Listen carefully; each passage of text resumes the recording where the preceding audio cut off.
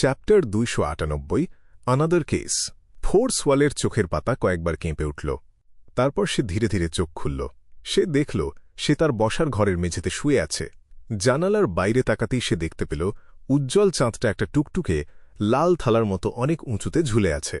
সাধারণত চাঁদের যে ম্লান আর অস্পষ্ট আলো থাকে সেটা যেন এখন গাঢ় রক্তের মতো লাল আলোতে পরিণত হয়েছে। আমি তো মারা যাইনি, নিজের ওপর নিয়ন্ত্রণও হারাইনি। একটু আগে যা ঘটল সেটা মোটেও কোনো স্বপ্ন ছিল না। একজন রহস্যময় আর ভীষণ ক্ষমতাবান মিস্টার ফুল সত্যিই আমাকে বাঁচিয়েছেন। ফোর্স যখন উঠে বসল আর নিজেকে ভালো করে খেয়াল করল, তখন সে একটা জিনিস বাদে তার শরীরে আর কোনো অস্বাভাবিকতা দেখতে পেল না। শুধু তার চুলগুলো আগের চেয়ে অনেক লম্বা আর ঘন হয়ে গিয়েছিল।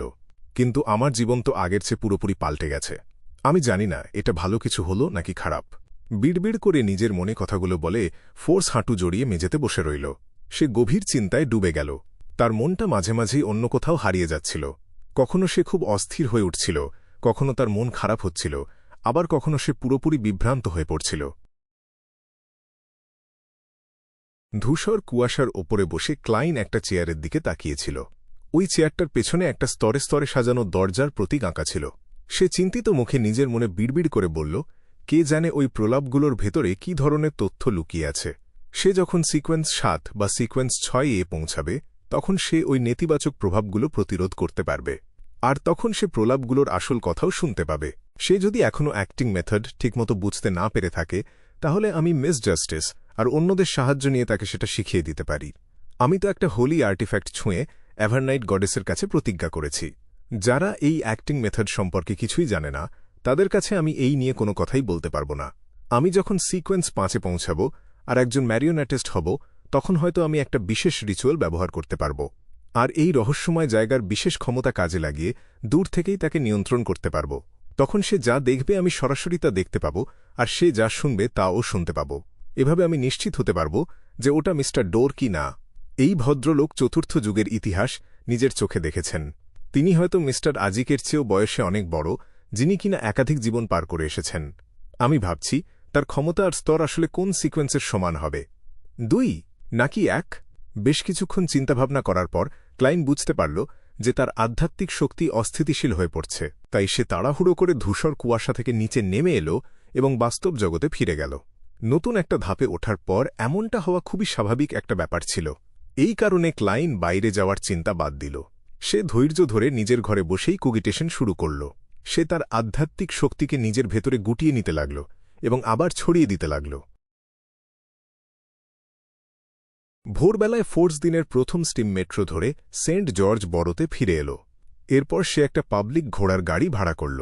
সে এমন একটা 2 কামরার অ্যাপার্টমেন্টে গিয়ে পৌঁছাল যেখানে সে শিও দেরেচার সাথে থাকত। দরজা খুলতেই সে বেশ অবাক হয়ে গেল। সে দেখল শিও যে কি না সাধারণত অনেক দেরি করে ঘুম থেকে ওঠে সে রুটি সেঁকছে। গতরাতে হঠাৎ করে ব্লাড মুন দেখা দেওয়ায় আমার একদম ঘুম আসছিল না, তাই আজ আমি অনেক সকালেই উঠে পড়েছি। ফোর্স, তুমি ঠিক আছো তো? ওই অদ্ভুত প্রলাপগুলো কি আরও জোরালো হয়ে উঠেছিল? মুখ তুলে খুব চিন্তিত গলায় জিজ্ঞেস করল শিও।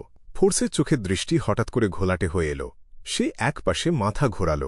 তারপর জোর করে মুখে একটা হাসি ফুটিয়ে তুলে তার স্বভাবসুলভ ঝগড়াটে গলায় বলল, তোমার মাথাটা কি খারাপ হয়ে গেল নাকি? আমি কি আগে বলিনি? ব্লাড মুনের সময় প্রলাপগুলো তো এমনিতেই আরও জোরালো হবে, কিন্তু এতে আমার বিন্দুমাত্র কোনো সমস্যা হয়নি। হ্যাঁ, এটা আমার ওপর কোনো প্রভাবই ফেলতে পারেনি। আমার দিকে তাকিয়ে দেখো, আমি এখন কতটা ফুরফুরে মেজাজে আছি। আমার জন্য 1 পিস রুটি সেঁকে দাও তো। আমি তো জানতাম তুমি এভাবে রুটি খেতে পছন্দ করো না।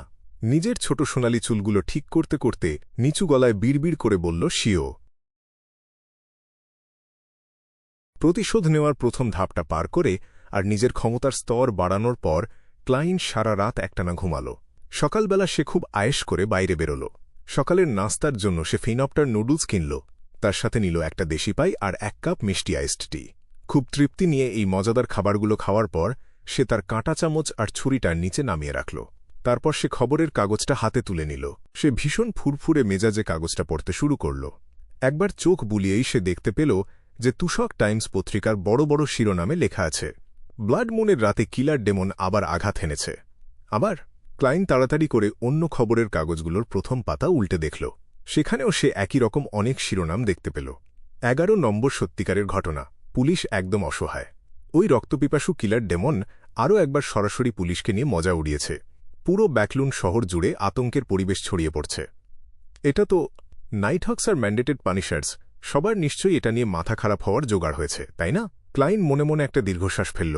সত্যি কথা বলতে কি, তার নিজেরও ওই খুনিটাকে ধরে ফেলার খুব ইচ্ছে হচ্ছিল। সেই পৃথিবীতে যখন সে দুর্বল ছিল, তখন সে প্রায়ই দিবাস্বপ্ন দেখত যে সে একজন ন্যায় বিচারক হয়ে উঠবে এবং খারাপ লোকদের শাস্তি দেবে।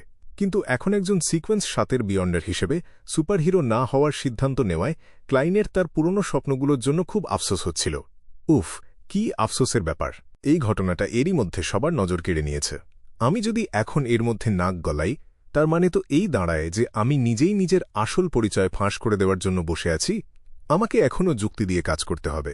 তাছাড়া দ্য সানের কথা অনুযায়ী ওই অপরাধী খুব সম্ভবত সিকোয়েন্স 6 থেকে সিকোয়েন্স 5-এ ওঠার চেষ্টা করছে। যদিও আমি তাকে ভয় পাব না, কিন্তু আমি নতুন যে স্পেল আর ক্ষমতাগুলো পেয়েছি সেগুলো দিয়েও হয়তো তাকে ধরতে পারব না। এটা আসলে বেশ ঝুঁকির ব্যাপার। এসব নিয়ে চিন্তাভাবনা করার পর ক্লাইন তার মনের গভীরের বিশ্বাস অনুযায়ী সাধারণ একজন নাগরিক হয়ে থাকার সিদ্ধান্তই নিল। সে বিশ্বাস করত চার্চগুলোর যা ক্ষমতা আছে তাতে খুনিটা যদি এভাবে অপরাধ করতে থাকে তাহলে তার ধরা পড়ার সুযোগ অনেক বেশি। খবরের কাগজের পাতা উল্টাতে উল্টাতে ক্লাইনের চোখ পড়ল ব্যাকলুন্ড মর্নিং পোস্টের দিকে। সে দেখল 5 নম্বর পাতায় আর্নস্ট ফার্মের পণ্য কেনার বিজ্ঞাপনটা আবার ছাপা হয়েছে। তার মানে আগামীকাল রাত 8টায় একটা জমায়েত হতে যাচ্ছে। তখন আমি ওই ওষুধ প্রস্তুতকারকের কাছে স্প্রিং অব দি এলপসের ম্যারোক্রিস্টালগুলো বিক্রি করে দিতে পারব। বিজ্ঞাপনে দেওয়া দামের প্রথম 4টা সংখ্যা মুখস্থ করতে করতে ক্লাইন নিজের মনে বিড়বিড় করে বলল। আধা ঘণ্টা পর তার সামনের ওই মোটা খবরের কাগজটা পড়া শেষ হল। এরপর সে খুব গুরুত্ব দিয়ে তার ভবিষ্যতের পরিকল্পনাগুলো নিয়ে ভাবতে বসল। আমার দীর্ঘমেয়াদী পরিকল্পনা হল আরও ওপরের দিকের কোনো সিকোয়েন্সে পৌঁছানো। ইনসে জ্যাংউইলের ওপর প্রতিশোধ নেওয়ার পরিকল্পনা করার আগেই আমাকে একজন ডেমিগড এক্সপার্ট হতে হবে। আর মধ্যমেয়াদী পরিকল্পনা হল একজন জাদুকরের অ্যাক্টিং মেথড খুঁজে বের করা। আমি ধীরে ধীরে সেই অনুযায়ী নিয়মগুলো পালন করব, যাতে আমি একটু একটু করে পোষণটা হজম করতে পারি। এই কাজটা চলার ফাঁকেই আমি একটা হিউম্যান স্কিন শ্যাডোয়ের বৈশিষ্ট্য খোঁজা শুরু করব।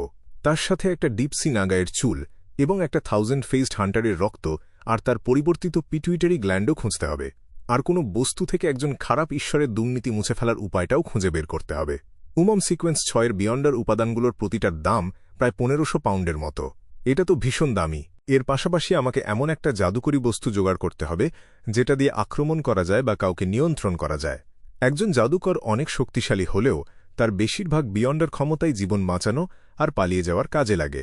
কোনো মানানসই পরিবেশে তার সবচেয়ে শক্তিশালী আক্রমণ হল একটা কাস্টম রিভলভার ব্যবহার করা। এর একমাত্র সুবিধা হল এটা অন্যদের চমকে দিতে পারে, তবে এর মাধ্যমে শত্রুকে নিয়ন্ত্রণ করার কোনো উপায় নেই। স্বল্পমেয়াদী পরিকল্পনা। হে, আমি কিছু কাগজের পুতুল কেটে বানাবো আর আমার ক্ষমতার জন্য প্রস্তুতি নেব। একটু মন ভালো করতে আর বিনোদনের জন্য আজ বিকেলে আমি সার্কাস দেখতে যাব। সাধারণ জাদুকরদের দেখে আমি অ্যাক্টিংয়ের জন্য অনুপ্রেরণা খোঁজার চেষ্টা করতে পারি। হ্যাঁ, আমি খবরের কাগজে দেখেছি যে ব্যাকলুন্ডে কয়েকটা স্থায়ী সার্কাস আছে। নিজের ভাবনাগুলো গুছিয়ে নেওয়ার পর ক্লাইন সাথে সাথে তার থালাবাসনগুলো গুছিয়ে নিল। তার ছুরি আর কাঁটা চামচটা পরিষ্কার করে সে পুরোপুরি নিজের প্রস্তুতির কাজে ডুবে গেল। যখন প্রায় দুপুর হয়ে এসেছে তখন সে কাঁচিটা নিচে নামিয়ে রাখল। সে তার সামনে থাকা অমসৃণ 3টে কাগজের পুতুলের দিকে তাকাল। সে একটা দীর্ঘশ্বাস ফেলে নিজের মনে বিড়বিড় করে বলল, জীবনে সম্ভবত এই প্রথমবার আমি এত মনোযোগ দিয়ে কোনো হাতের কাজ করলাম। ভাগ্যিস আমাকে শুধু কিছু কাগজের পুতুল কাটতে হচ্ছে, কোনো ফুল বা সূচিকর্ম করতে হচ্ছে না। এগুলোর আকার মানুষের মতো হলেই চলবে। উফ, আমার হাতগুলো যদি এতটা নিপুণ না হতো তাহলে আমি আজ হয়তো একদম ব্যর্থ হতাম। ক্লাইন একটু আগেই একটা অতিরিক্ত কাগজের পুতুল দিয়ে নিজের ক্ষমতা যাচাই করে দেখেছে এবং সে নিশ্চিত হয়েছে যে সব ঠিকঠাক আছে। সে কাগজের পুতুলগুলো ভাঁজ করে একটা নোটের স্তূপের ভেতর লুকিয়ে রাখল। তারপর ক্লাইন সেগুলো নিজের পকেটে ঢুকিয়ে নিল। কাছের কোনো সার্কাসে খেলা দেখতে যাওয়ার আগে সে একটু ভালো কোনো রেস্তোরাঁয় গিয়ে মজাদার খাবার খাওয়ার জন্য যেই না বাইরে বেরোতে যাবে, ঠিক তখনই হঠাৎ ডোরবেল বেজে উঠল। সেই মিষ্টি আর ঝুনঝুন শব্দটা বাতাসে প্রতিধ্বনিত হল। কোনো কাজ নাকি? আমি যে বিজ্ঞাপনটা দিয়েছিলাম সেটার সময় তো প্রায় শেষ হয়ে আসার কথা। একটা কড় করে ইস্ত্রি করা শার্ট আর তার ওপর একটা পাতলা গরম সোয়েটার পরে ক্লাইন দরজার কাছে এসে হাতলটা ধরল। ঠিক সেই মুহূর্তেই তার মনের ভেতর বাইরের দর্শনার্থীর একটা ছবি ভেসে উঠল। লোকটার বয়স 40-এর কোঠায় হবে। সে বেশ মোটা, এমনকি তার সোজা হয়ে দাঁড়িয়ে থাকতেও যেন কষ্ট হচ্ছিল। মুখের অতিরিক্ত মাংসের কারণে তার চোখ দুটো একদম ছোট ছোট দেখাচ্ছিল। তার গায়ের চামড়া বেশ অমসৃণ, তবে টকটকে ফর্সা। তার এক হাতে একটা ছড়ি ধরা ছিল আর মাথায় ছিল লম্বাটে বড় একটা টুপি। অক্টোবর মাসে ব্যাকলুন্ডে বেশ ঠান্ডা থাকলেও লোকটার কপাল বেয়ে টপটপ করে ঘাম ঝরছিল। তার পাশে উজ্জ্বল লাল রঙের কোট পরা দুজন পরিচারক ছিল, যারা তাকে দুদিক থেকে ধরে রেখেছিল। আমি তো একে চিনি না, ক্লাইন বিড়বিড় করে বলল। তার আধ্যাত্মিক অনুভূতি কোনো জবাব দেওয়ার আগেই সে দরজাটা খুলে দিল। শুভ বিকেল। আবহাওয়াটা সত্যিই ভীষণ গরম। মোটা ওই মাঝবয়সী লোকটা একটা রুমাল বের করে তার কপালের ঘাম মুছল। সে কথা বলার সময়ই একটা কনকনে ঠান্ডা বাতাস বয়ে গেল, আর তাতে তার পাশের পরিচারক দুজন শীতে কেঁপে উঠল। শুভ বিকেল। আমি কি আপনাকে কোনোভাবে সাহায্য করতে পারি? ক্লাইন খুব ভদ্রভাবে জিজ্ঞেস করল। আপনি কি ডিটেকটিভ শার্লক মরিয়ার্টি? আমি আপনাকে একটা দায়িত্ব দিতে চাই। মাঝবয়সী লোকটা মুখে জোর করে একটা হাসি এনে বলল, আমি তো আমার নিজের পরিচয় দিতেই ভুলে গেছি। আমি রগো কোলোম্যান, একজন গয়নার ব্যবসায়ী। দয়া করে ভেতরে আসুন। ক্লাইন হেসে তাকে রাস্তা ছেড়ে দিল। রগো কোলোম্যান ভারী পায়ে ভেতরে ঢুকে একটা সোফায় বসল। তার ভারে পুরনো ওই আসবাবটা থেকে মড়মড় করে একটা শব্দ বেরিয়ে এলো। আপনার কাজটা ঠিক কি? ক্লাইন একটা তামার পেনি বের করে সেটা খুব নিপুণভাবে তার আঙুলের ডগায় ঘোরাতে লাগল। রগো দীর্ঘশ্বাস ফেলে বলল, আমি চাই আপনি আগামীকাল বিকেল পর্যন্ত আমার ছেলেকে সাবধানে রাখুন। সে কিছু পাগল লোকের সাথে ঝামেলায় জড়িয়ে পড়েছে। আগামীকাল বিকেল পর্যন্ত? আপনি কি কোনো সমাধান বের করেছেন? পুলিশকে ডাকছেন না কেন? ক্লাইন খুব ধীরে সুস্থে জিজ্ঞেস করল। রগো 2 সেকেন্ড চুপ করে থেকে বলল, অ্যাডেল কিছু খারাপ সঙ্গীর পাল্লায় পড়েছিল, আর তাদের প্ররোচনায় কিছু খারাপ কাজও করে ফেলেছে। ওহ, সেটা খুব বেশি মারাত্মক কিছু না, তবে তাতে তার জেল হয়ে যেতে পারে। একদম বাধ্য না হলে আমি পুলিশকে ডাকতে চাই না। সম্প্রতি ওই খারাপ বন্ধুদের সাথে তার একটা ঝামেলা হয়েছে। এর ফলে সে হঠাৎ করেই মানসিকভাবে ভেঙে পড়েছে আর বারবার চিৎকার করে বলছে যে ওই লোকগুলো তাকে মেরে ফেলতে চায়। আমি খুব চিন্তায় পড়ে গিয়েছিলাম, তাই আমি একটা সিকিউরিটি কোম্পানি থেকে 6 জন দক্ষ দেহরক্ষী ভাড়া করেছি, যাতে তারা বাইরে পাহারা দেয়। এরপর আমি আরও 4 জন প্রাইভেট ডিটেকটিভ ভাড়া করেছি, যাতে তারা পালা করে অ্যাডলের ওপর নজর রাখতে পারে, এমনকি সে যখন ঘুমাবে তখনও। কিন্তু ওই ডিটেকটিভদের একজনের বাড়িতে হঠাৎ একটা দুর্ঘটনা ঘটেছে, আর সে আগামীকাল বিকেল ছাড়া ফিরতে পারবে না। এই কারণে আমাকে শেষ মুহূর্তে এসে আরেকজন ডিটেকটিভ ভাড়া করতে হচ্ছে। আমি দুঃখিত, আমি আপনাকে শুধু 1 দিনের জন্যই ভাড়া করতে পারব। হ্যাঁ, এর পারিশ্রমিক হল 10 পাউন্ড, আর যদি আপনাকে কোনো বিপদে পড়তে হয় তাহলে আমি টাকা আরও বাড়িয়ে দেব। আপনি নিশ্চিতভাবেই সন্তুষ্ট হবেন, তাই নাকি? 1 দিনের জন্য 10 পাউন্ড। এটা তো পাশের বাড়ির মিস্টার সামারের 1 সপ্তাহের বেতনের সমান। ক্লাইন তার সামনের লোকটার আবেগের রং দেখেই বুঝতে পারছিল যে সে কোনো মিথ্যা কথা বলছে না। বসার ঘরের ওই ছোট্ট নীরবতার মাঝে সে তার আঙুলের ফাঁকে তামার পেনিটা ঘোরাতেই লাগল, এবং তারপর টুপ করে সেটা তার হাতের তালুতে এসে পড়ল। ক্লাইন সেটার দিকে এক পলক তাকাল, আঙুলগুলো ভাঁজ করল এবং একটু হাসল। রাজি,